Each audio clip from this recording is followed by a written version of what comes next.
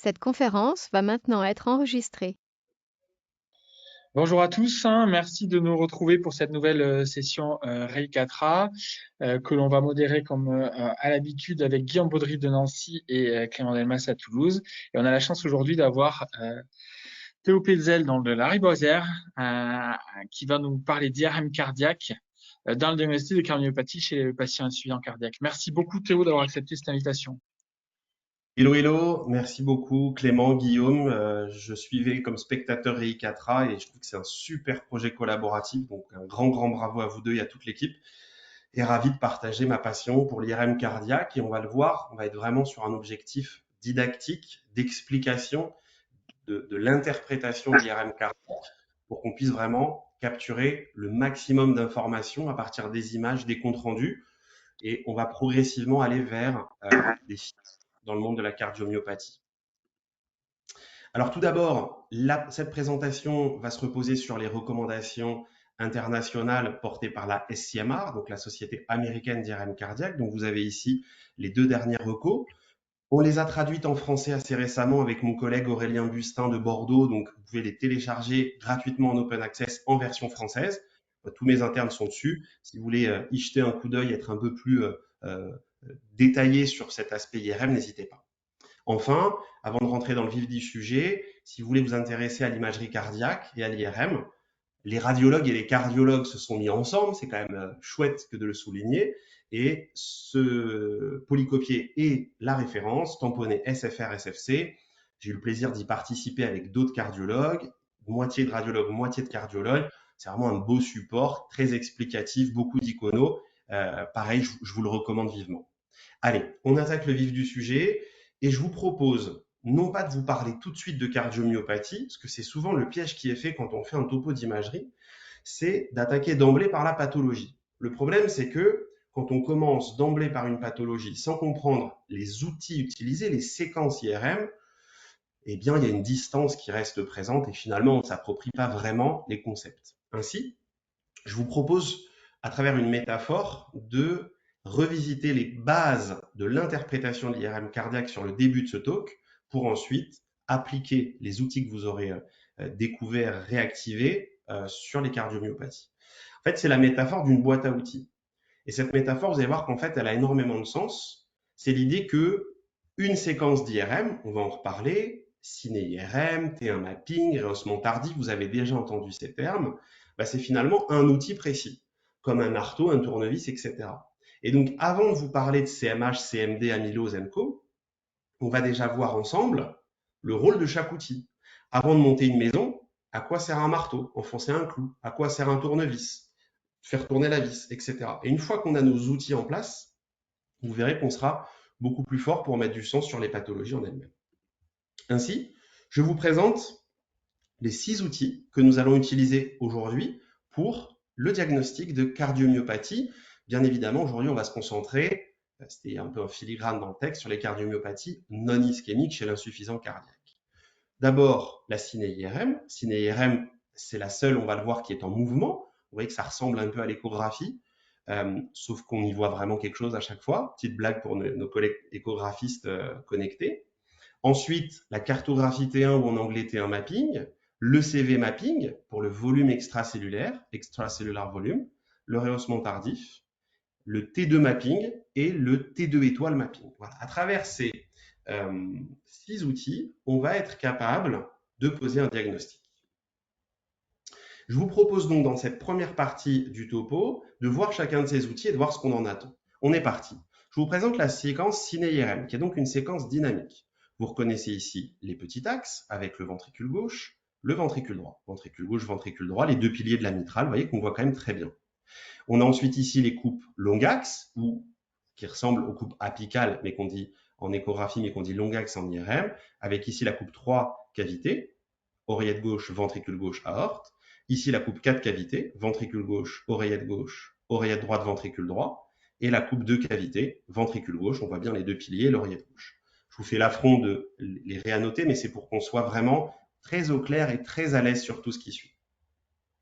Ensuite, à l'aide des petits axes, puisqu'en fait, ça nous rend un peu plus précis, ça diminue le risque de volume partiel, on va pouvoir segmenter l'endocarde et l'épicarde et avoir différentes entités disponibles.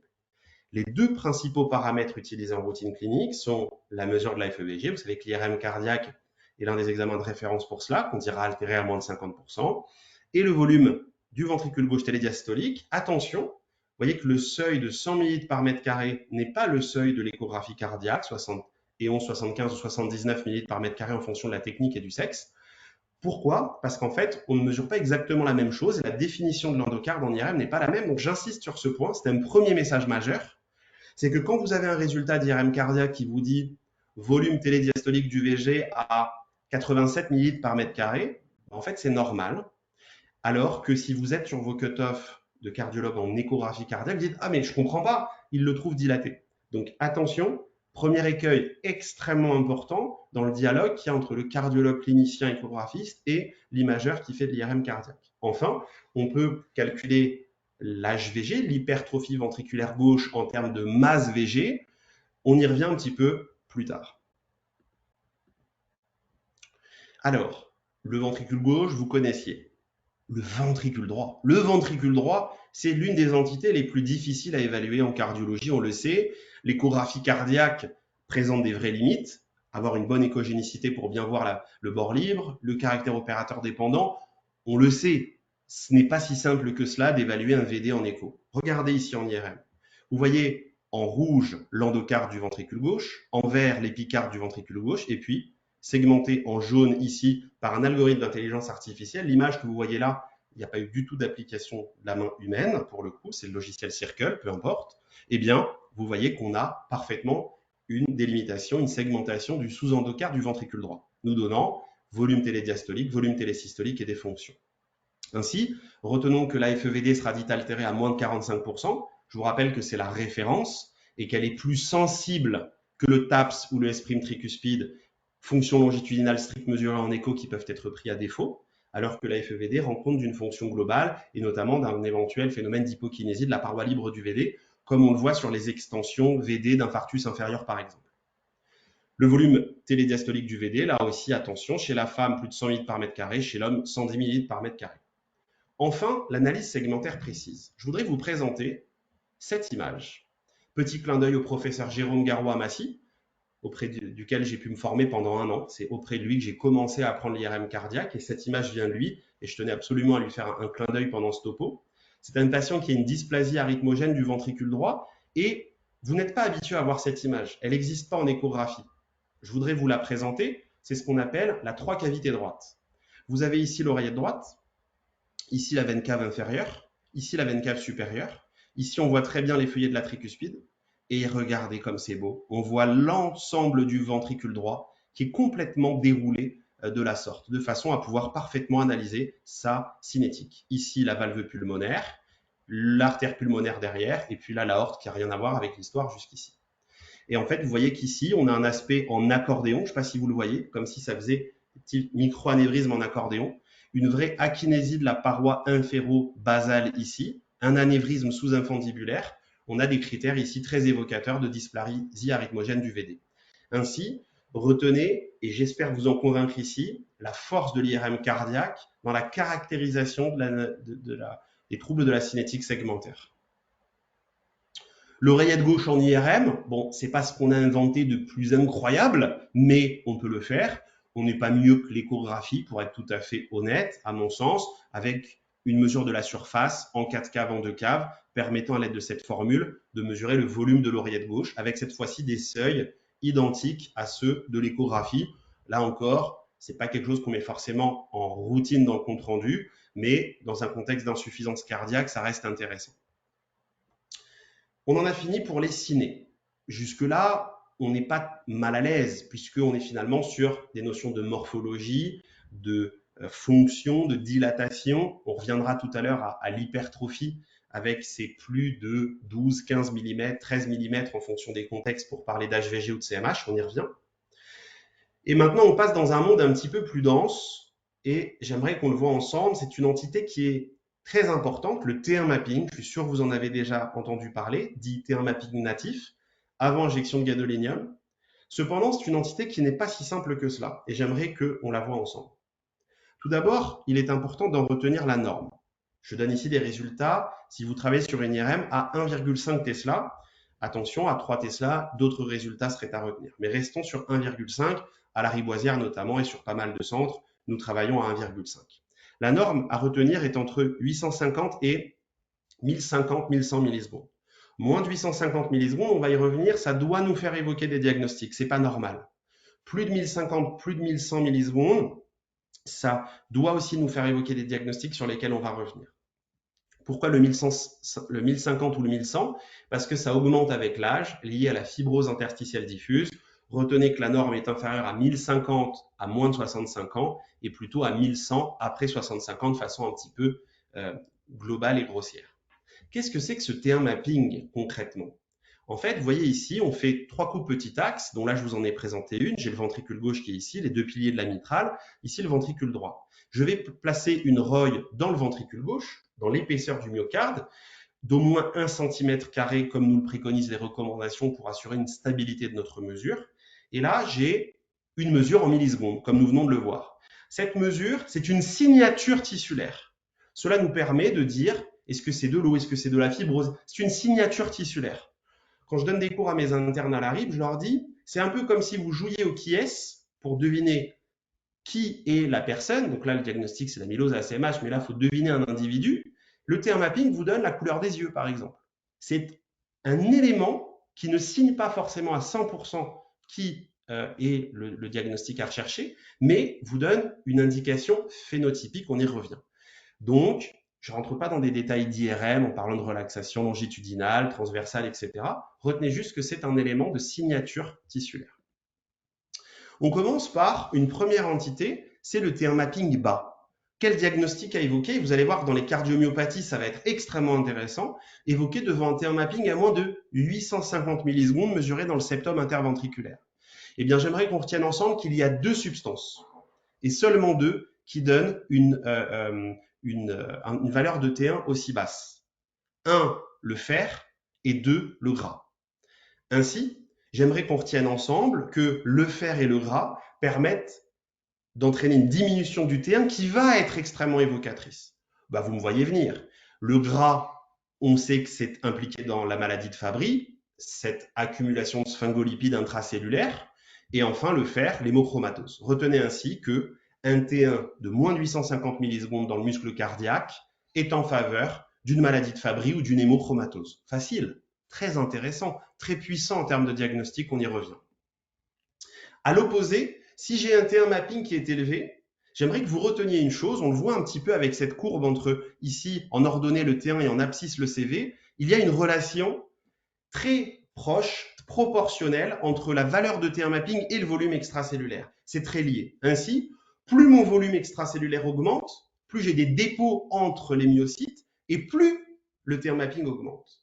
Eh bien, retenons, il y a 3 choses qui peuvent se déposer dans le volume extracellulaire. C'est soit 1, la fibrose interstitielle, constituée de fibrilles de collagène de type 2 qui sont interstitielles et donc extracellulaires. La fibrose est toujours extracellulaire.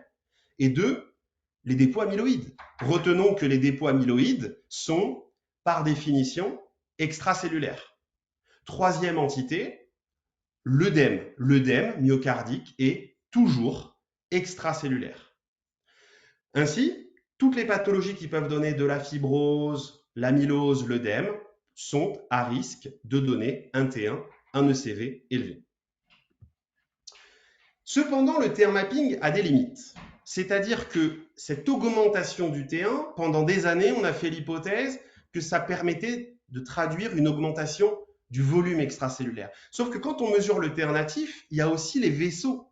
Et les vaisseaux, le sang, est également capté comme de l'extracellulaire par la machine, par la séquence. Ainsi, pour être encore plus précis, depuis quelques années maintenant, on décrit l'utilisation de l'ECV. L'ECV, quel en est le principe, les amis? D'abord, on réalise une séquence de T1 prégadolinium, exactement comme je viens de le décrire au préalable, qui me donne une première information quant à la fibrose interstitielle diffuse présente. Deuxième acquisition, faite cette fois-ci à 15 minutes post-gado. Sur le plan technique, attention, ce n'est pas la même séquence qui est répétée, c'est une séquence un peu différente.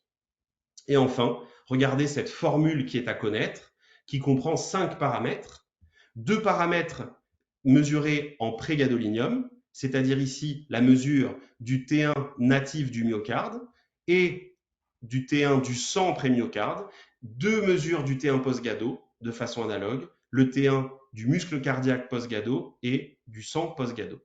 Et bien évidemment, attention l'hématocrite. Je m'arrête une seconde sur cet hématocrite. Il est dit dans les recommandations que le dosage d'hématocrite doit être au plus proche de la réalisation de l'examen. Sur un certain nombre de centres de référence, on essaye de le faire le jour même, voire même au moment de poser la voie d'abord à l'IRM cardiaque. Cependant, on peut se satisfaire d'une hématocrite des 48-72 dernières heures. Attention, je pense qu'au-delà de 48-72 heures, a fortiori chez un insuffisant cardiaque sous diurétique, on imagine que des variations de l'hématocrite peuvent être importantes et donc peuvent modifier de façon importante notre mesure de CV. La norme du volume extracellulaire. Dans les recommandations, la norme est de moins de 27%. Ça veut dire que sur un muscle cardiaque normal, les amis, on a moins de 27% de secteur extracellulaire et donc globalement plus de 73% de bons myocytes cellulaires capables de se contracter. Retenez la norme des recommandations de pathologie qui est de 30%. Quand on a plus de 30% de CV, ça traduit des dépôts extracellulaires. Est-ce que c'est de la fibrose? Est-ce que c'est de l'amylose? Est-ce que c'est de l'œdème? On y revient. Mais traduit une augmentation du secteur extracellulaire.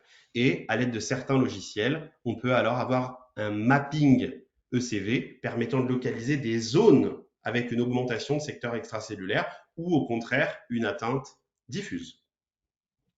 Alors, on est sur un projet de formation REI4A 2.0. On est sur la controverse, on est sur les détails. Donc, la base, c'est bien, mais allons sur des éléments de discussion d'actualité. Est-ce qu'on peut réaliser du T1 mapping ou de l'ECV mapping sur du ventricule droit? C'est des questions qu'on me pose régulièrement et il faut absolument ici mettre des précautions. Sur un ventricule droit normal, on voit ici que, merci beaucoup, sur un ventricule droit normal, on voit ici que on a une épaisseur extrêmement fine du ventricule droit, vous le voyez ici, extrêmement fine. Vous imaginez bien qu'il n'est pas raisonnable ici de rajouter une région d'intérêt pour faire une mesure. Ainsi, les recommandations sont claires, il ne faut pas faire de mesure de T1 ou de CV sur un cœur normal, sans hypertrophie ventriculaire. Je vous présente ici le cœur d'un patient qui avait une hypertrophie ventriculaire droite.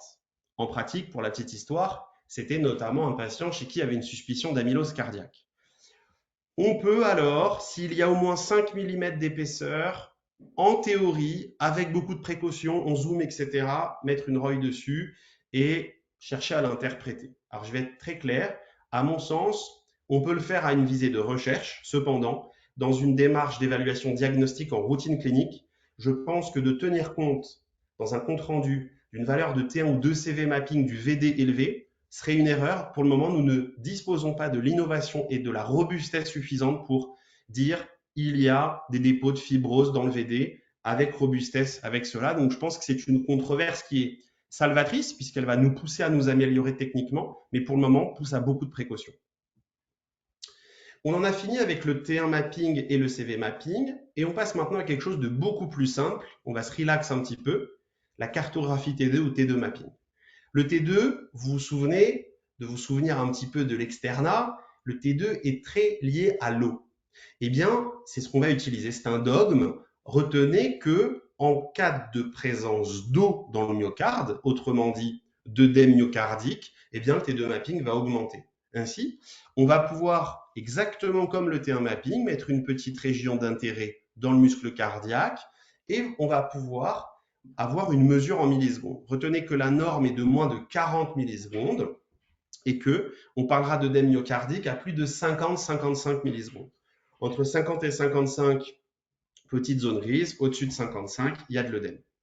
Cet œdème, on va pouvoir le voir en cas d'infarctus, en cas de myocardie, de Takotsubo. Donc, c'est un outil classique quand on travaille sur un minoca-like, mais également sur certaines maladies de cardiomyopathie particulières comme la sarcoïdose, ou, on va en reparler tout à l'heure, la DAVD qui peut également avancer par poussée inflammatoire et chez qui il est décrit un rôle du T2.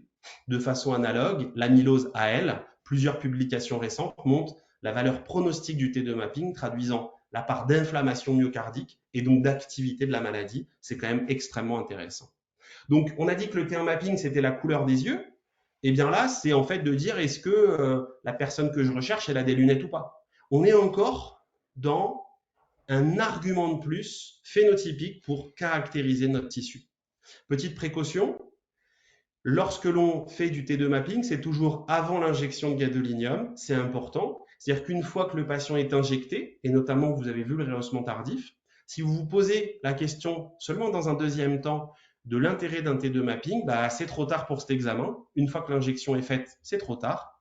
Mais vous pouvez, sans problème, reprogrammer l'examen ultérieurement si c'est vraiment nécessaire. Vous n'aurez pas de réinjection à faire, juste un T2 mapping. C'est des choses qui peuvent arriver. Un nouvel outil, le T2 étoile ou T2 star mapping. Qu'est-ce que c'est que le T2 étoile? Est-ce que vous vous rappelez également de vos souvenirs d'externe ou de vos gardes quand un patient fait un AVC?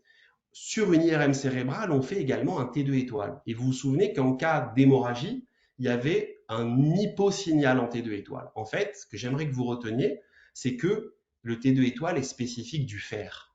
Quand on a du fer, notamment présent dans les globules rouges, quand on a du fer, eh bien, le T2 étoile est effondré, d'où l'hyposignal. Ainsi, il y a un seuil à retenir. J'en discutais la semaine dernière avec une de nos correspondantes à la Riboisière. Si j'ai un T2 étoile au niveau, vous le voyez ici, d'une région d'intérêt que je place dans le septum interventriculaire qui a moins de 20 millisecondes, cela permet de poser le diagnostic d'hémochromatose. C'est aujourd'hui l'outil de référence pour confirmer l'atteinte cardiaque de l'hémochromatose. Pour aller plus loin, on peut également monitorer les patients avec une hémochromatose en termes de traitement, chélateur ou saignée, à l'aide de cela. En effet, on sait que certains patients vont avoir une ferritinémie qui ne sera pas si élevée, mais qui dépose beaucoup de fer au niveau cardiaque. Monitorer les patients peut permettre, à l'aide du T2 étoile, d'adapter les traitements chélateurs ou les saignées et les séances et leurs fréquences à cela. Plusieurs publications britanniques ont montré que ça améliorait la survie toute cause. Sur ces 4 patients présentés ici, on a ici un 5 millisecondes qui est extrêmement bas, c'était une hémochromatose à un stade très sévère, ferritinémie extrêmement élevée. 13 millisecondes, 17 millisecondes également. Et ce patient-là, 34 millisecondes, eh bien, c'est un patient qui avait un diagnostic d'hémochromatose cardiaque connu, mais là, il avait un contrôle qui était réalisé après sa première séance de saignée et donc avec, comme on le voit ici, déjà un résultat d'amélioration. Donc, on peut le monitorer dans le suivi. Attention, là aussi, le T2 étoile se fait jamais après l'injection de gadolinium, donc toujours avant la séquence. Ce qui est assez sympa, si vous êtes amené à suivre des patients avec une hémochromatose cardiaque, c'est qu'en fait, on leur fait des examens de suivi sans injection de gado. On fait juste dessiner un T2 étoile. C'est assez rapide, c'est un examen qui fait une quinzaine de minutes et sans aucun effet secondaire, injection ou irradiation. C'est quand même assez sympa et je pense que ça rend service aux patients. On a presque terminé notre boîte à outils, les amis, et j'espère que, encore une fois, ça vous plaît et que ça vous apporte un peu plus de compréhension de la chose. Et on va se quitter de cette boîte à outils avec incontestablement la séquence la plus forte, le rehaussement tardif. S'il y a bien une séquence qui peut faire le match en termes de force diagnostique, c'est le rehaussement tardif. J'aimerais vous l'expliquer en quelques instants. Nous sommes ici, donc là c'est mon petit côté, c'est pas sorcier, vous vous rappelez Fred et Jamy, c'est maintenant. On est ici sur un zoom d'un muscle cardiaque sain avec en rose mes myocytes capables de contraction et puis ici mes petites fibrilles de collagène de soutien. Vous vous rappelez qu'on a dit tout à l'heure que sur un muscle cardiaque sain, ce secteur extracellulaire de soutien interstitiel représente moins de 27%. Ça colle à peu près à ce qu'on voit ici. Prenons l'exemple d'un infarctus du myocarde avec une destruction myocytaire. Mais ça peut correspondre finalement à n'importe quel phénomène d'augmentation du secteur extracellulaire localisé. Prenons un infarctus, ça pourrait être une myocardite, ça pourrait être une poussée inflammatoire, peu importe. Eh bien, il y a une destruction myocytaire et donc il y a une augmentation du secteur extracellulaire de façon localisée. La nature ayant horreur du vide, des fibroblastes sont convoqués. Fibroblastes qui produisent progressivement des fibrilles de collagène de type 2, hydrophiles, la fibrose. C'est quoi la force du rehaussement tardif? Et ça, j'aimerais qu'on le retienne ensemble. Ce que je vais vous dire là est toujours vrai. C'est que quand j'ai injecté mon gadolinium en intraveineux et que j'acquiers le cœur à 10 minutes de cette injection, il y a un dogme, c'est que le gadolinium n'est qu'à un seul et unique endroit dans le cœur, le secteur extracellulaire. Et donc, si j'ai une augmentation localisée du secteur extracellulaire comme ici, alors forcément mon gadolinium s'y dépose plus et donc j'ai du rehaussement. Ainsi, le rehaussement tardif, c'est quoi? C'est une augmentation localisée du secteur extracellulaire. Ça, c'est toujours vrai ce qu'on vient de dire là. Maintenant, qu'est-ce que c'est que cette augmentation du secteur extracellulaire? C'est pas que de la fibrose. Très souvent, j'ai des internes qui me disent le rehaussement tardif, c'est la fibrose. C'est pas vrai. Ça peut être des dépôts amyloïdes, ça peut être de l'œdème. C'est finalement toute substance extracellulaire. Et je viens de vous donner les trois principales, fibrose, dépôt amyloïde et œdème. Alors, comment affiner cette information? Comment savoir si c'est plutôt de l'infarctus, plutôt de l'inflammation de myocardite, plutôt de l'amylose? Eh bien, c'est la topographie du rehaussement tardif. On sait que lorsque le rehaussement tardif est sous endocardique, accolé à la lumière, comme nous le voyons ici, cela signe un diagnostic ischémique. Pourquoi? Parce que je vous rappelle que les coronaires naissent à l'extérieur du cœur, se plongent dans le massif cardiaque, donc c'est forcément la zone la plus profonde, l'endocarde, qui souffre la première, pouvant aller jusqu'au rehaussement tardif transmural. Par contre, lorsqu'il s'agit d'une fibrose aspécifique, comme dans la CMH, vous voyez ici cette lentille centromyocardique, c'est ça le terme. C'est ni sous endo, c'est ni sous épi. Ça naît au milieu, du fait également d'un phénomène de stress mécanique. Pareil pour la CMH. La CMH, ce qui est très évocateur, c'est que c'est des nodules de fibrose qui naissent au point d'insertion du ventricule droit, ici. Mais ce n'est pas si spécifique que cela. Ces points d'insertion qu'on voit ici, de rehaussement tardif au point d'insertion du VDVG, c'est décrit sur la CMH, c'est décrit sur des cardiopathies hypertensives standards mal équilibrées, c'est décrit sur de l'HTAP, lié à un stress plutôt côté VD. Donc attention, le rehaussement tardif peut présenter un manque de spécificité, surtout quand il s'agit de la fibrose aspécifique. Enfin, en cas de poussée inflammatoire, comme la myocardite, on le voit ici, le rehaussement est cette fois-ci sous épicardique à l'extérieur. Pourquoi? Parce que c'est finalement les gros troncs coronaires qui ont le plus de volume pour relarguer les cytokines et créer le phénomène d'inflammation et d'œdème myocardique. L'amylose, c'est abominable sur une IRM cardiaque, ça donne un rehaussement tardif qui est sous-épicardique complètement circonférentiel, vous le voyez là, et avec un aspect dit en rail. Regardez ici, on l'a sur tout le sous-endocarde, mais également ici le sous-épicarde. Et là, c'est un peu comme les rails, vous voyez ici et ici, un aspect en rail très évocateur. Il n'y a pas grand-chose qui donne des dépôts de rehaussement aussi diffus qu'on peut voir également, regardez ici, au niveau des oreillettes, au niveau du VD, etc. C'est l'amylose cardiaque, puisque c'est les dépôts qu'on visualise eux-mêmes. Alors, on peut aller un petit peu plus loin. Il y a cette figure qui est concentrée sur les cardiomyopathies non ischémiques et il y a des topographies un peu plus évocatrices que d'autres, mais on peut également voir cette lentille septale centromyocardique dans les CMH, par exemple, sarcomérique, etc. Ce n'est pas une science exacte, à part 3 catégories possibles. Sous-endocardique, c'est de l'ischémique. Centromyocardique, c'est de la fibrose aspécifique. Et le sous-épicardique, c'est de l'inflammation. Ça, c'est vrai. Le reste, ça s'affine un petit peu. Et vous avez vu que les 3 que je vous évoque, c'est finalement très descriptif. On ne pose pas encore de véritable diagnostic. Alors, juste avant de parler de cardiomyopathie à proprement parler, il n'y a pas un seul type de fibrose sur le cœur, il y en a 2. Petit clin d'œil avec cette review qu'on avait eu le plaisir de faire avec Nathan Newton de Lyon. Je lui fais également un vrai clin d'œil pour avoir travaillé ensemble sur ce projet avec 2 fibroses. Une fibrose dense focale et une fibrose interstitielle diffuse. L'IRM vraiment nous rappelle ces 2 types de fibrose. La fibrose dense localisée, comme on le voit ici, c'est l'infarctus. Là, on a un infarctus septal antérieur, tout blanc ici, et donc là, en noir, c'est le muscle cardiaque sain. Là, c'est une fibrose dense. Il y a une nécrose myocitaire, le tissu de remplacement. Mais, vous le savez, il y a la fibrose interstitielle diffuse. C'est quoi la fibrose interstitielle diffuse? C'est mon diabétique mal équilibré, mon insuffisant rénal, mon hypertendu de 65-70 ans. Il n'a pas fait d'infarctus, mais si on regarde son volume extracellulaire, l'inflammation chronique a entraîné un phénomène de fibrose. Comment je vois ça en IRM? Le T1 mapping et le CV mapping. C'est important, le rehaussement tardif est découvert en 1999. Initialement, on se disait, il n'y a que cette fibrose dense focale. Maintenant, on sait qu'on a des patients qui ont des rehaussements tardifs normaux, puisque le dépôt de gadolinium est homogène, mais où il y a une fibrose interstitielle diffuse mise en évidence par le T1 et le CV mapping, ou bien une amylose par exemple. Ce qui est très intéressant, je ne détaille pas cela aujourd'hui, c'est qu'il y a plusieurs publications des 3 dernières années qui montrent la grande valeur pronostique de ces valeurs. Plus le T1 mapping est élevé, plus le CV mapping sont élevés, plus la fibrose interstitielle est importante, plus il y a d'événements cardiovasculaires, mortalité cardiovasculaire, hospitalisation pour insuffisance cardiaque.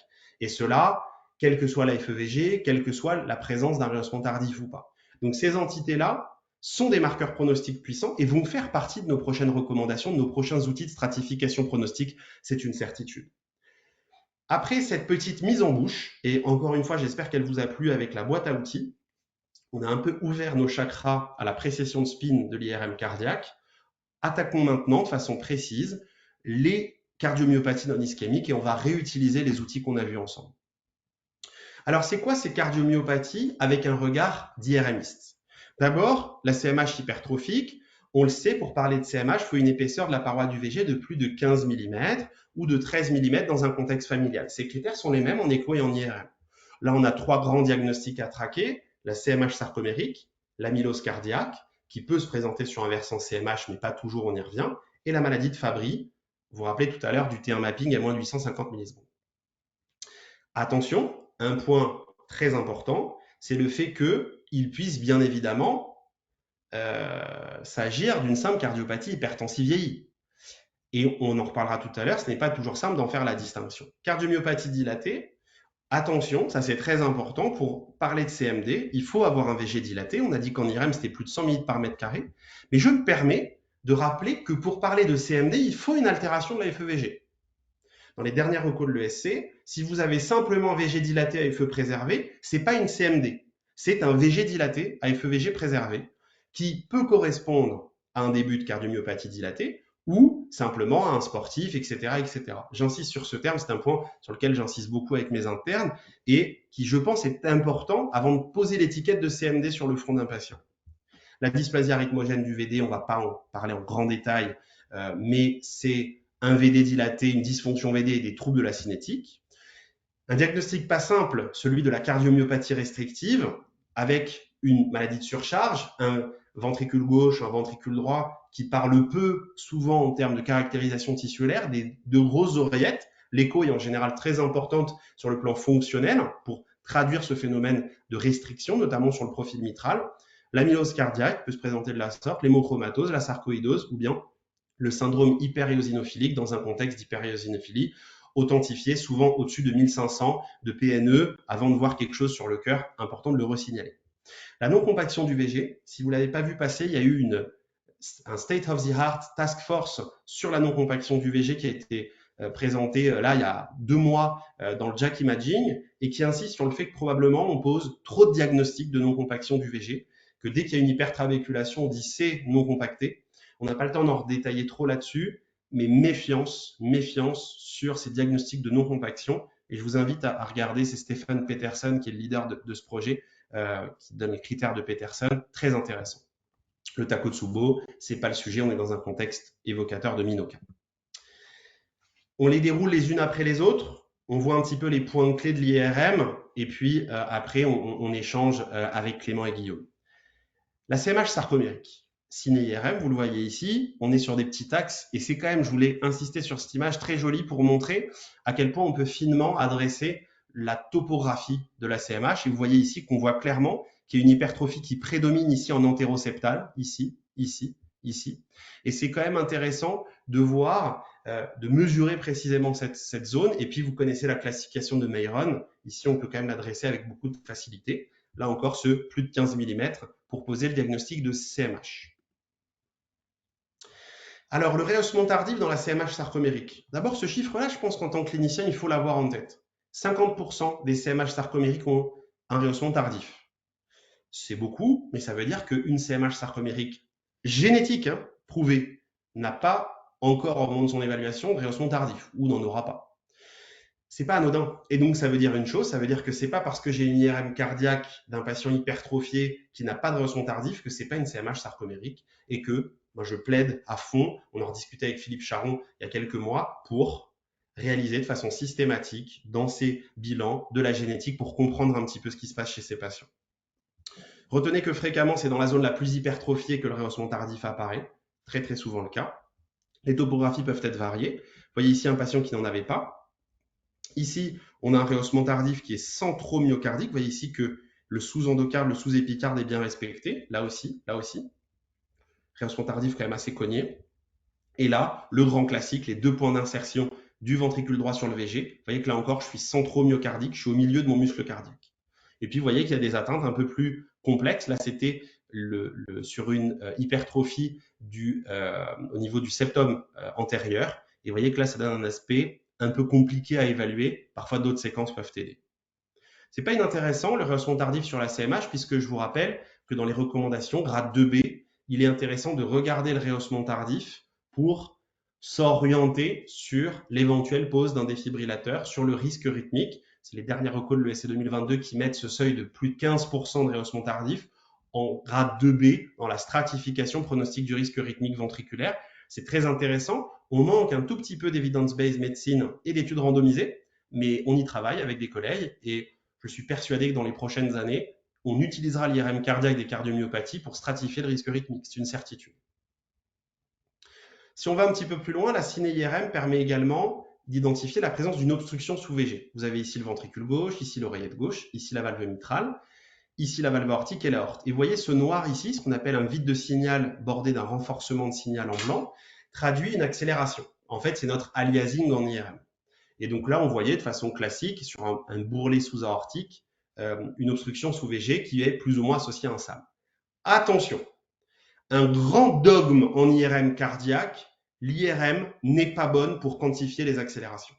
Autant l'IRM cardiaque, on pourra en rediscuter dans un prochain REI4A si Clément et Guillaume sont intéressés, on peut utiliser l'IRM dans l'évaluation des valvulopathies, de façon très intéressante des valvulopathies fuyantes, insuffisance aortique, insuffisance mitrale, mieux comprendre, là on est très fort, et je pense qu'on vient aider l'échographie. Par contre, sur les obstructions sous-aortiques, sur les rétrécissements aortiques, rétrécissements mitraux, l'IRM cardiaque n'est pas un bon examen. Pourquoi? Parce qu'il y a un risque de sous-estimation systématique et c'est incontestablement l'échographie cardiaque qui est la référence. Donc, moi personnellement, je ne mesure jamais, et c'est comme ça qu'on m'a formé, d'obstruction sous VG. Je la signale simplement et c'est à l'échographie que de le faire. Si elle est renseignée sur votre IRM et que vous, à l'écho, vous aviez plus, c'est normal, c'est l'écho qu'il faut croire. On passe maintenant à la CMD. Alors, je reste très large, CMD non ischémique, avec plus ou moins la découverte d'une mutation génétique associée. Le tableau classique, c'est l'hypokinésie diffuse. Là, je vous ai mis quelques images un petit peu abominables, où on a une dysfonction de VG absolument sévère. Ici, le ventricule gauche, ici, le ventricule droit. Ici, le ventricule gauche extrêmement dilaté, globuleux, vraiment un aspect très évocateur de CMD. Certains me parleraient même ici de non-compaction du VG à cause de cette image. On en reparlera, mais là, ce n'était pas le cas.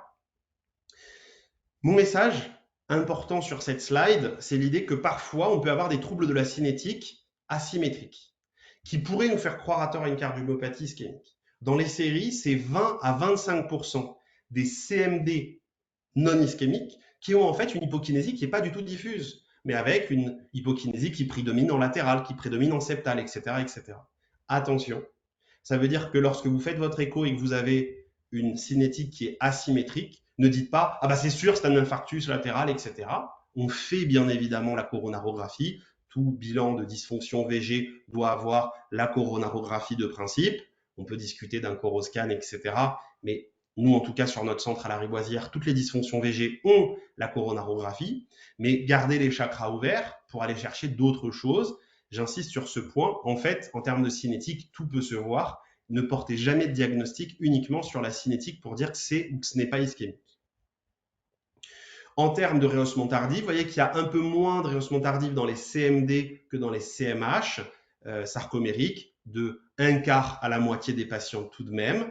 Là encore, ça me permet d'insister sur le message un peu opposé. A contrario, c'est-à-dire, c'est pas parce que vous n'avez pas de rehaussement tardif sur un VG dilaté que c'est pas une CMD. Moi, j'ai parfois eu des échanges avec des collègues qui me disaient « Ah ben moi, j'aurais juré que c'était une CMD génétique ». C'est pas parce que j'ai pas de rehaussement tardif que ce n'en est pas une. Et ce rehaussement tardif, il peut apparaître dans le temps. Là encore, tout peut se voir. Vous voyez ici, je vous montre quelques images du centromyocardique en lentille, en blanc. Vous voyez encore une fois comment le myocarde normal qui est noir est bien respecté au niveau du sous-endocarde et du sous-épicarde. Je répète ce message fort, sur du rehaussement tardif, le muscle cardiaque sain apparaît en noir, le pathologique apparaît en blanc. En B, c'est très intéressant. Regardez cette image. C'est du rehaussement sous-épicardique. Vous êtes d'accord? C'est l'extérieur du muscle cardiaque, avec un respect du sous-endocarde. Ça, typiquement, on pourrait crier à la myocardite. Et il y a encore, je dirais, 4-5 ans, beaucoup auraient dit « Ah, séquelles de myocardite ». Vous les avez déjà eu, ces patients-là, où il n'y a aucune histoire de myocardite. Les patients n'ont pas eu de douleur dans la poitrine, pas de propos, il n'y a jamais eu d'histoire clinique de myocardite. Vous découvrez une dysfonction VG, un VG dilaté, un insuffisance cardiaque, et vous tombez là-dessus. Et le radiologue ou le cardiologue vous répond rehaussement tardif sous épi, séquelles de myocardite. Eh bien, on le sait maintenant, et on est de plus en plus à l'évoquer en topo, et sur les derniers congrès, là où j'étais à San Diego, de la SCMR, il y avait toute une session dédiée. Ce message, il est majeur. On sait aujourd'hui qu'il y a un certain nombre de cardiomyopathies non ischémiques, dilatées, hypertrophiques et DAVD, qui évoluent par poussée inflammatoire. Et donc, en fait, ce rehaussement tardif sous-épicardique, ce n'est pas de la myocardite, c'est de l'inflammation. On reste descriptif. Et donc, il y a bien une mutation génétique qui est associée. Là aussi, un clin d'œil à Philippe Charon qui a une série là-dessus. Avec Damien Lojard à la Riboisière, on a une série de DAVD avec du rehaussement tardif sous-épicardique. Et là encore, sur un processus de poussée inflammatoire qui conduit au remplacement fibro-adipeux. Extrêmement intéressant. Ça veut dire une chose, ça veut dire à partir d'aujourd'hui, ne concluez pas seulement à partir de cette donnée sur une notion de séquelle de myocardite, surtout si le tableau n'est pas compatible par ailleurs. Ça peut être une vraie CMD génétique, ça me paraît important. Et puis, on peut combiner différentes choses. Le T1 et le CV mapping, là également, des beaux travaux, notamment Jack Imaging d'il y a un an, qui montrent que dans la CMD non ischémique sans rehaussement tardif, plus le T1 est élevé, plus le CV est élevé, plus il y a un mauvais pronostic. Ça traduit une atteinte diffuse du muscle cardiaque. C'est extrêmement important de l'avoir en tête. Vous voyez que chez ce patient, il y avait en rehaussement tardif de la fibrose dense focalisée centromyocardique ici, classique. Mais par contre, quand on regardait la zone du muscle cardiaque sans, vous voyez, remote, sans prendre en compte le rehaussement tardif, on est quand même à 1234 millisecondes. C'est franchement élevé. Ça traduit véritablement une fibrose interstitielle diffuse. On passe maintenant, les amis, à l'amylose cardiaque. L'amylose cardiaque, je vous ai dit, retenez que les dépôts amyloïdes sont toujours extracellulaires, que ce soit de la TTR, de la L, toujours. Ainsi, vous voyez ici sur cette comparaison à la napate, en vert, ce sont les dépôts amyloïdes, en marron, c'est le muscle cardiaque sain, et vous voyez que dans cette zone où j'ai énormément de rehaussement tardif en blanc, colocalise bien les dépôts amyloïdes. Donc, quand on voit du blanc sur une IRM d'amylose cardiaque, c'est pas que de la fibrose, c'est d'abord et avant tout des dépôts amyloïdes et il y a souvent un peu de fibrose réactionnelle qui vont avec. L'HVG. Alors classiquement, on entend souvent que l'hypertrophie ventriculaire gauche de l'amylose, elle est symétrique. Dans les dernières séries, ça représente moins de 20% des cas. Et en réalité, elle peut tout à fait être asymétrique, comme on le voit ici à prédominance septale ou de la paroi postérieure. Voire même 3 à 5% des amyloses cardiaques, et je pense que c'est plus que ça et que c'est sous-diagnostiqué, n'ont pas d'HVG. Quand je dis pas d'HVG, c'est moins de 12 mm. C'est pour cela que la nouvelle task force du réseau national de l'amylose, pilotée par toute l'équipe du réseau national et bien évidemment Thibaut Damy, insiste sur un possible diagnostic d'amylose cardiaque dès 12 mm d'épaisseur télédiastolique du VG, a fortiori quand il y a des éléments extracardiaques, le canal carpien opéré, la macroglossie, blablabla, tous les classiques que vous connaissez. Ça, c'est un vrai message. N'attendez pas 15 mm pour parler d'amylose cardiaque. Si vous avez un tableau extracardiaque très évocateur, un apical sparring strain, le gradient bas-apex, et que vous êtes à 12-13 mm, foncez avec la scintigraphie, l'IRM, la recherche de chaîne légère, c'est peut-être une amylose cardiaque. En termes de rehaussement tardif, tout peut se voir, mais on a en général un rehaussement tardif diffus. Là encore, un clin d'œil, c'est un cas qu'on avait fait ensemble avec Jérôme Garrois-Massy. Vous voyez tout le blanc qu'on voit ici au niveau de l'oreillette également. Vous voyez les oreillettes, regardez la paroi de l'OD, la paroi de l'OG, tout ça, c'est des dépôts amyloïdes et le classique aspect en rail.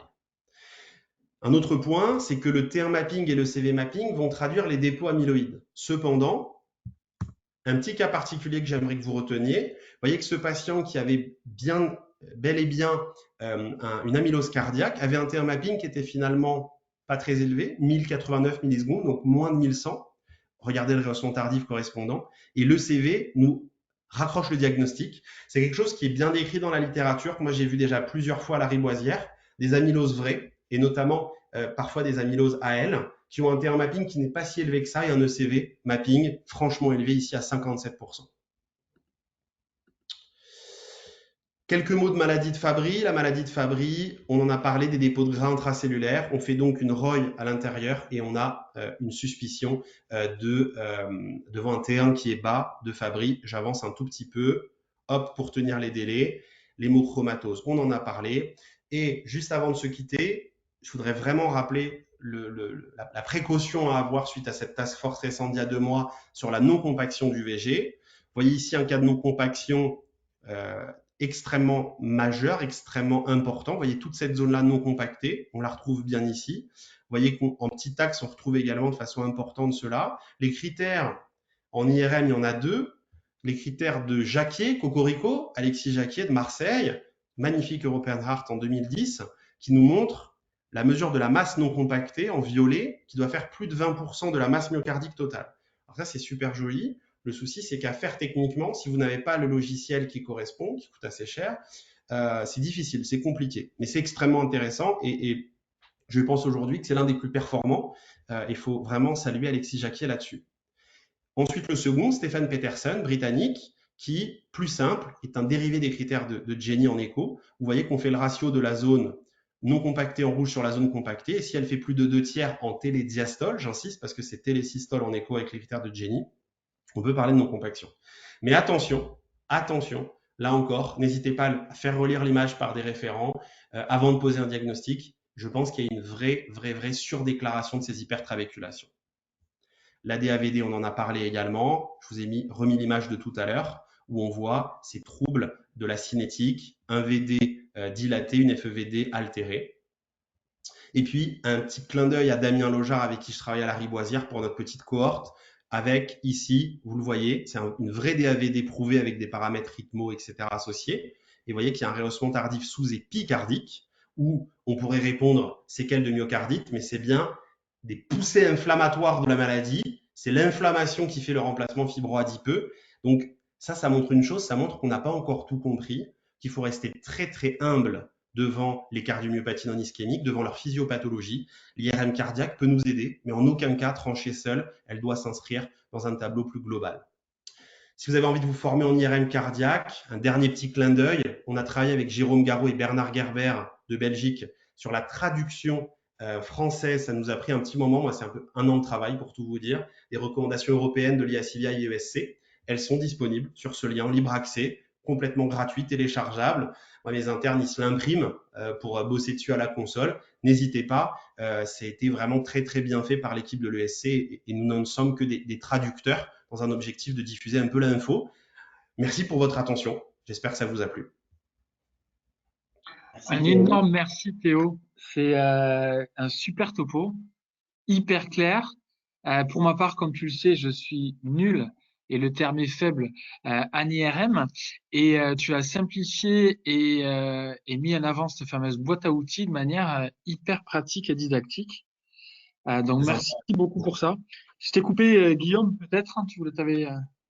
Non, surtout féliciter Théo pour balayer l'imagerie, c'est-à-dire refaire les bases de l'IRM, et en même temps, tu as refait toutes les bases des cardiomyopathies, et puis après, tu nous as fait un mix des deux, donc un cours didactique hyper simple à comprendre et hyper fonctionnel. Et ma première question qui découle un peu de tout ça, et tu me diras si ça existe peut-être, est-ce qu'il y a actuellement des sortes de recommandations, des examens minimums ou des séquences minimales à faire pour le diagnostic d'une cardiomyopathie et les éléments qui doivent figurer sur le compte-rendu? Parce que, pour ma part, voilà, on adresse certains patients en RCP d'insuffisance cardiaque. Il y a un truc qui sent la cardiomyopathie sur lequel on se dit, tiens, je me demande s'il n'y a pas un diagnostic sous-jacent. Et puis, finalement, quand on regarde le compte-rendu d'IRM, c'est un peu décevant. On retrouve bien sûr la fraction d'éjection VG, la FEVD, parfois le septum. Et puis, on voit une présentation magnifique que tu nous fais et puis on ne retrouve pas tous les éléments dont tu parles dans le compte-rendu. Voilà. Est-ce que ça existe ou pas? Et puis si ça n'existe pas, on te réinvitera pour nous faire un cours sur voilà, qu'est-ce que je mets sur ma demande, qu'est-ce que le radiologue ou le cardiologue doit faire en imagerie, et voilà. Merci beaucoup à vous deux pour les commentaires super sympas. Oui, ça existe. C'était les toutes premières diapos, c'est les recommandations de la SCMR, donc les recommandations américaines endorsées également par un collectif européen. Donc c'est vraiment la référence en IRM, qui sont en anglais, qu'on a traduite avec Aurélien Bustin. Donc oui, ça existe de façon assez opposable. Ce que tu me dis là, il y a beaucoup de gens qui l'évoquent, c'est que c'est pas toujours simple, parce qu'on a en fait d'un côté très souvent sur des centres des radiologues qui connaissent très bien l'imagerie, mais qui parfois n'ont pas toujours connaissance des enjeux thérapeutiques ou autres et de vos attentes à vous en tant que clinicien. Et de l'autre côté, des cliniciens pour qui l'imagerie est très opaque. Donc je pense qu'en fait, souvent, c'est un manque de communication, d'échange des deux côtés. Et tu as raison que peut-être ces documents créent un échange, de dire, bah voilà, moi ça, c'est important pour moi d'avoir cette mesure-là, ça traduit ça, etc. Ça peut permettre d'être plus collaboratif. Mais ce que tu décris, on l'a déjà évoqué, et je pense qu'il y a un travail de pédagogie à faire ensemble des deux côtés là-dessus. Et nous, on a des protocoles qui sont très standards, très clairs. Mais oui, il y a du travail là-dessus, c'est sûr. Est-ce qu'on peut imaginer une petite fiche demande d'examen, un peu demande d'IRM, suspicion de cardiomyopathie? Est-ce que tu penses que ça, c'est un travail faisable avec Logic et avec bien sûr tous les imageurs pour se mettre d'accord et sur soit des séquences minimales, des choses minimales pour que les deux, l'imageur et que le clinicien, se comprennent mieux? C'est une super idée. Pour le coup, c'est des choses qui aussi dans le bouquin que j'ai présenté, la SFR, SFC, vraiment tous les référents de l'imagerie cardiaque en France, radiologues et cardiologues ont écrit, sont investis. C'est présent. Mais où tu as raison, c'est que c'est présent dans un bouquin de 1200 pages. Et donc un truc un peu plus didactique, simplifié, ça aurait complètement du sens. Tu as raison. C'est une bonne idée. En fait, Guillaume, on a exactement la même chose. J'allais dire la même chose que toi à Théo. En pratique, globalement, moi, quand je demande un examen d'IRM, je me marque le contexte et je dis à quoi je pense. Contexte, inflammation, douleur thoracique, trop élevé, coronaire normal, faisant suspecter une myocardite. Et je demande une IRM cardiaque. Point. Parce que jusqu'à maintenant, je suis incompétent pour demander plus.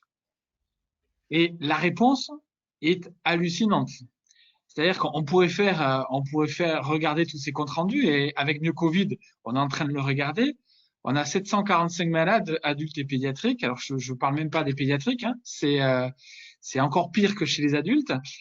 Mais alors, les conclusions myocardite, ils sont tous inclus avec une IRM disant myocardite. Mais alors, quand on regarde ce qu'il y a au-dessus, c'est impressionnant. Ils ont absolument pas tous les mêmes images. Ils ont évidemment du ciné, pas reconstruit pareil, évidemment. Le mapping, je pense qu'on l'a pas pour un patient sur deux.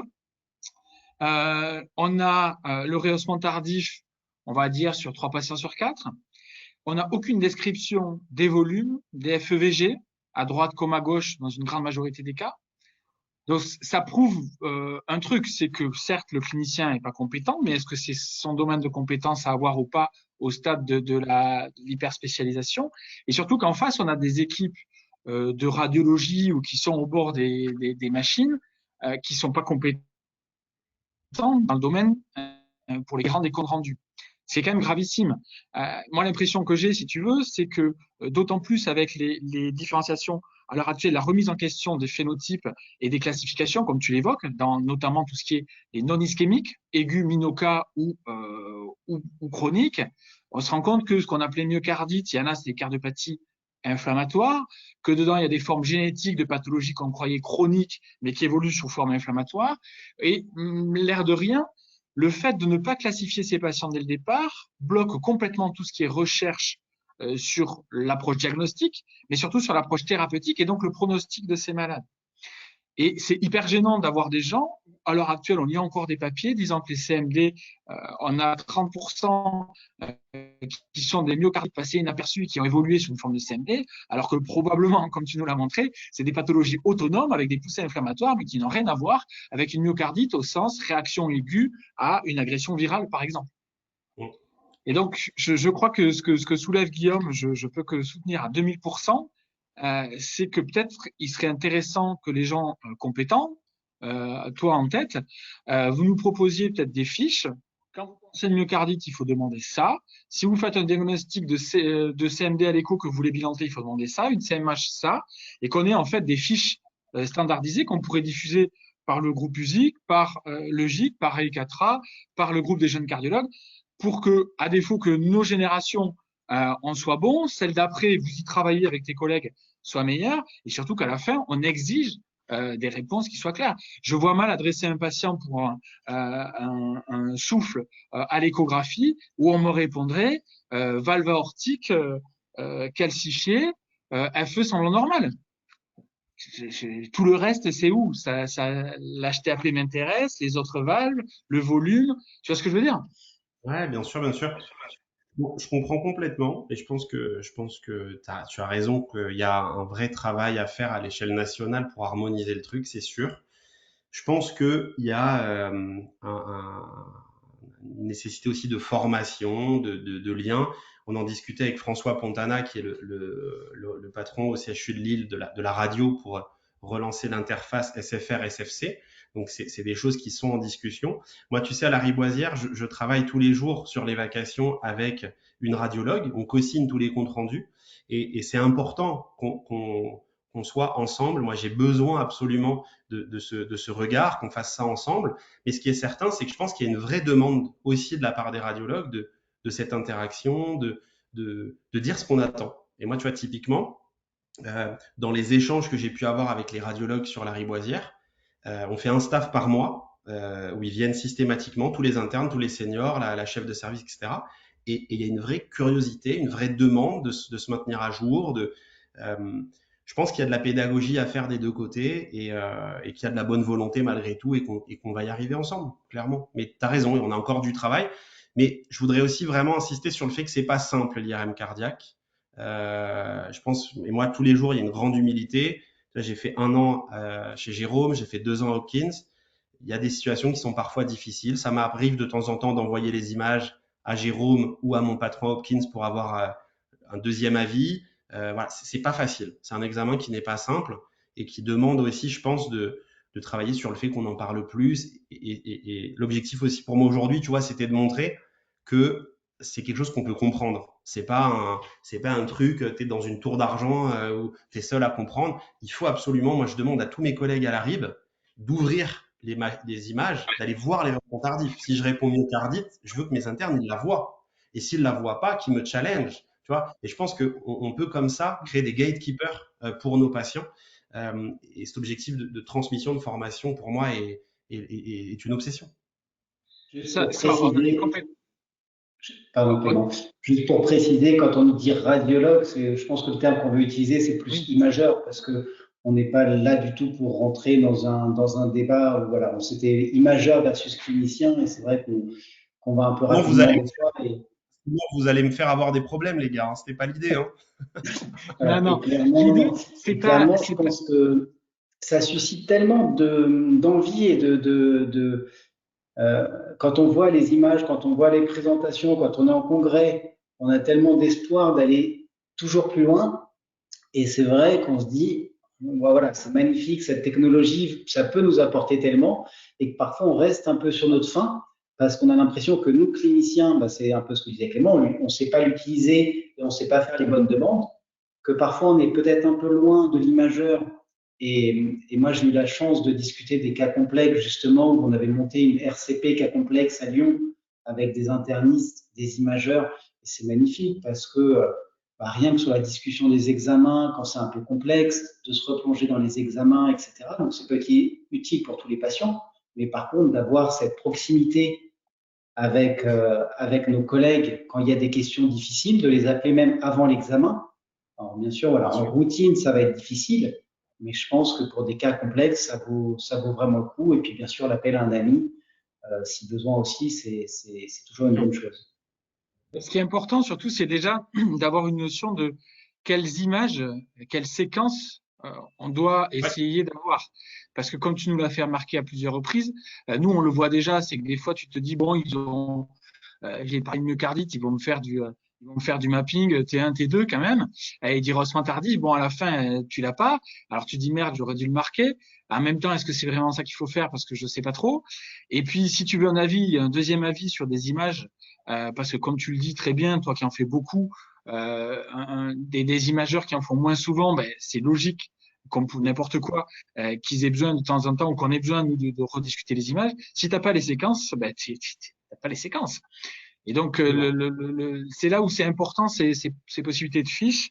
Et je suis désolé Théo, on te rajoute un truc sur les épaules, mais ça serait vraiment hyper intéressant Oui. qu'on puisse disposer de ce genre de matériel qu'on diffuserait à la fois pour la formation et puis pour la pratique clinique auprès des patients. Après, si elles existent dans le bouquin, c'est peut-être bon, ça, c'est toujours du travail, on va pas se mentir, mais si elles existent, c'est toujours bien de les diffuser parce qu'effectivement, un bouquin de 1000 pages, c'est quand même réservé aux initiés. Par Bien contre, sûr. des outils comme ça. Qu'est-ce que tu en penses, toi, Théo? C'est faisable de notifier les séquences qu'on veut à l'imageur? Qu'est-ce que tu en penses? C'est le rôle du clinicien? Alors, c'est une très bonne question. D'abord, là, une première question, est-ce que ça arrive? Est-ce que ça arrive qu'on ait parfois des ordonnances où on nous dit textuellement, je veux un T1, oui. La réponse est oui. Et en général, c'est même médico-légal, en fait, on le fait. C'est-à-dire que pour le coup, dès lors qu'il y a écrit je veux du T1, du ci, du ça, c'est listé. Notamment, il y a une cohorte de Fabry qui est adressée à Jérôme Garot pour du suivi. Et le référent en question fait des ordonnances où il liste tout ce dont il a besoin. Bon, il y a aussi une base de données et de la recherche derrière. Et pour le coup, Jérôme suit ce plan et répond à la question. Donc, ça reste une possibilité. Après, je pense que ça dépend un peu de l'ambiance locale. Le tout, à mon sens, serait de pouvoir se mettre autour d'une table et d'essayer de discuter et de dire, bon, frérot, quand je marque myocardite, voilà ce que ça veut dire. Quand je marque CMD, voilà ce que ça veut dire. Nous, en pratique, c'est ce qu'on fait à la Riboisière. Alors, vous allez me dire, c'est simple puisque je suis des deux côtés de la barrière pour rendre cela possible. Mais l'objectif, c'est que nous, nos collègues, marquent la question clinique comme tu l'évoquais, Clément. Et dès lors qu'on s'est mis autour d'une table avec les radiologues et cardiologues, on a un livret. Nous, c'est un petit classeur qui est à la console et chaque mot-clé est associé à un protocole dédié. Tout est possible, mais en tout cas, moi, ce que j'entends dans ta question et ce qui me plaît, c'est que les cardiologues s'approprient ces séquences, s'approprient leur nom, s'approprient leur utilité et qu'on se dise pas, oh lolo, les mappings, oh lolo, je comprends rien au mapping en souriant. Non, non, on comprend ce que c'est. Le T2 mapping, c'est de l'œdème. Le T1 mapping, ça peut montrer la fibrose. L'amylose, si c'est bas, attention, c'est un Fabry. Voilà, tout ça, il faut qu'on se l'approprie. Et plus on pourra se l'approprier, à mon avis, plus on sera bon pour aussi challenger les examens. Moi, j'ai régulièrement des examens qui sont refaits à la Riboisière pour des cardiomyopathies où ça a été fait en ville ou autre, il manquait plein de trucs, je dis qu'est-ce que t'en penses, je peux pas répondre, on refait, on revoit et on avance. Mais je trouve ce qui est important, c'est qu'à la fin, le patient ait sa réponse. Et comme tu dis, Clément, ce qui est terrible, c'est que l'IRM, par sa force de caractérisation tissulaire et par son côté gold standard dans la littérature, a la force de coller une étiquette sur le front d'un patient. Une fois qu'on a dit en IRM, il y a une non-compaction du VG, c'est très dur d'enlever cette étiquette. Et on en parlait avec Alain Cohen-Solal la semaine dernière, où il me faisait relire, je vous raconte, un patient de 19 ans, où compte rendu fait par une entité en ville qui dit aspect de non-compaction. 19 ans, Alain, on lui adresse à la Riboisière pour ça. Il me dit, je suis embêté, le gars se plaint de rien, il a un ECG normal, F normal, tout ce que tu veux. Est-ce que tu peux regarder? Et en fait, il était, oui, un peu trabéculé, mais en reprenant proprement les critères, il n'a pas de non-compaction. Donc, l'enjeu est majeur, en fait. Il a 19 ans, le môme. L'enjeu est majeur.